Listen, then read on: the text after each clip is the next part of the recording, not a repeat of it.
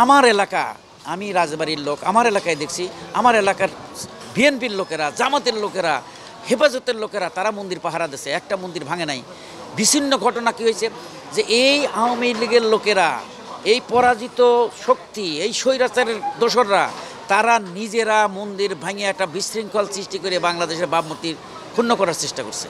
এবং আমি শ্রদ্ধেয় ইউনূস স্যারের প্রতি আমার যথেষ্ট শ্রদ্ধা আছে, উনি একজন সৎ মানুষ, কিন্তু রাষ্ট্র পরিচালনার ব্যাপারে আমার মনে হয় ওনার আরও দক্ষ কিছু লোক এখানে ওনার আনা উচিত, সৎ এবং দক্ষ লোক।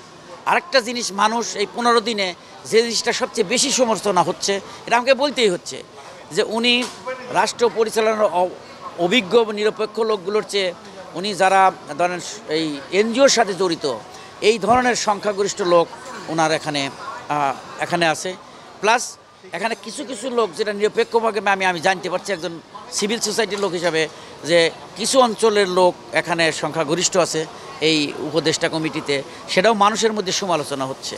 আমি মনে করি যে প্লাস উনি যে সমস্ত লোক ওনার মানে ডাইন হস্ত বাম হস্ত হিসেবে যাদেরকে নিয়োগ দিচ্ছেন, তারা অনেকেই এই ওনার প্রাক্তন যে সমস্ত প্রতিষ্ঠান, সেই সব প্রতিষ্ঠানের সাথে জড়িত ছিল বলে মানুষ সমালোচনা করছে। এটা আমি জানি না উনি এটা কীভাবে নেবেন, কিন্তু আমি যেটা আপনি জিজ্ঞেস করছেন 15 দিনের অবস্থা, আমি মোটামুটি এই 15 দিনের অবস্থা সংক্ষেপে এটা বললে পর অনেক বড় হবে, আমি খুব সংক্ষেপে জানালাম। তবে আমার মনে হয় আমি যে কথাগুলো বললাম এগুলোর দিকে ওনাকে নজর দিয়ে দেশের নিরাপত্তার দিকে আগে নজর দেওয়া উচিত, খুবই দ্রুত, যাতে নিরাপত্তা বিঘ্নিত না হয়। আবার যদি এসে জাকিয়ে বসে এই পরাজিত শক্তি, তাহলে যে দেশে কি বিশৃঙ্খলা হবে সেটা আল্লাহ মাহমুদই জানে। এরপরে এই জরুরি ভিত্তিতে এই ছাত্রগুলোর এখনই দরকার হলে আজই এদের এই চিকিৎসার ব্যবস্থার জন্য একটা জরুরি ব্যবস্থা নেওয়া দরকার।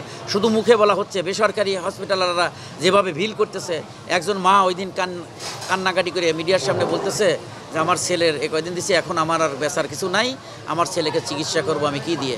এগুলো কি এই উপদেষ্টারা দেখছেন না?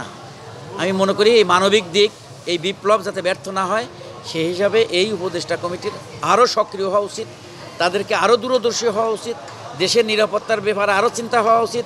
এটাকে একটা কল্যাণ রাষ্ট্র হিসাবে দেশ কীভাবে রাখা যায়। জনগণ চাচ্ছে যে এই সরকার যেন তাড়াতাড়ি এখান থেকে না যায়, কারণ তারা জানে যে এই দল 15 বছর খাইছে, আর এক পলিটিক্যাল পার্টি আইলে তারা আবার পেট খালি তারা খাবে। কিন্তু এই সরকার যদি থাকে তাইলে পারে হয়তো এই দুর্নীতিটা হবে।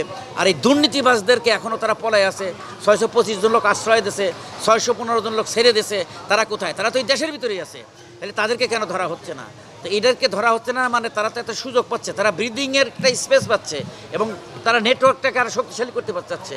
এইটা প্লাস এই যে প্রচুর পরিমাণ টাকা ব্যাংকে তুলে নিয়ে ঘরের ভিতরে রেখে দিয়েছে, এইগুলো উদ্ধার করার একটা ব্যবস্থা, জরুরি ভিত্তিতে অবৈধ অস্ত্র যেগুলো লুটপাট হয়েছে সেগুলোর ব্যবস্থা, অর্থাৎ যেভাবে একটা জরুরি ভিত্তিতে যেসব অ্যাকশন নেওয়া দরকার সেই অ্যাকশনগুলো সরকার নিচ্ছে না। আমি আশা করব তারা জরুরি ভিত্তিতে নেবে এবং বাংলাদেশের লোক নিরাপদে থাকবে।